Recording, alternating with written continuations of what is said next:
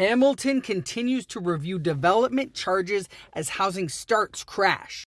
Housing starts meaning the building of new homes. Hamilton City Council's Audit, Financing, and Administration Committee recently debated the city's development charges for new housing. At the hearing, they had developers and resident representatives. And the development industry says that Hamilton needs to at least temporarily reduce development charges, while the residents are saying that the underlying problem is the failure of neoliberalism that makes private market housing dominant instead of nonprofit, cooperative, and government housing.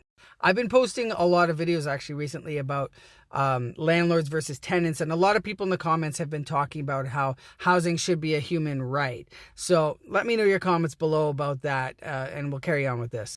This hearing is a requirement before City Council considers potential amendments to Hamilton's development charges.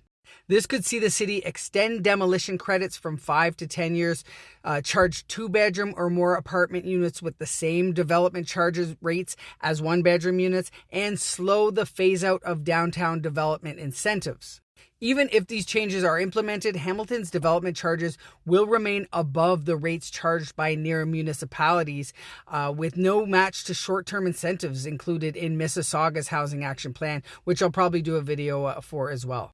There are projects across the city and region that are on pause as members are having an extremely difficult time launching and selling units. And now layoffs that first began with the trade war are now extending into architecture, engineering, planning, and dozens of other professions in the new home building industry. And the Builders Association strongly recommends temporarily cutting these development charges by 50% for a 2-year period, and that development charges should be waived in their entirety in downtown for 2 years to try to get projects moving to avert the worst case scenario. The thing is, we've been talking about how there's a housing shortage for so long, when we're now realizing with all this inventory piling up that we are more in an affordability crisis than a housing shortage.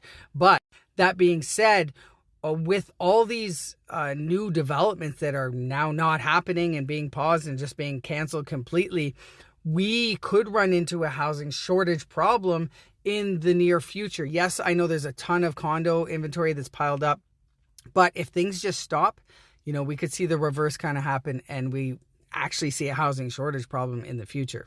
It's a complex issue. Affordability is obviously paramount for so many Canadians because it's gotten out of hand. But we also need to build, which costs money. So it's tough. It's tough to call. Let me know your comments below.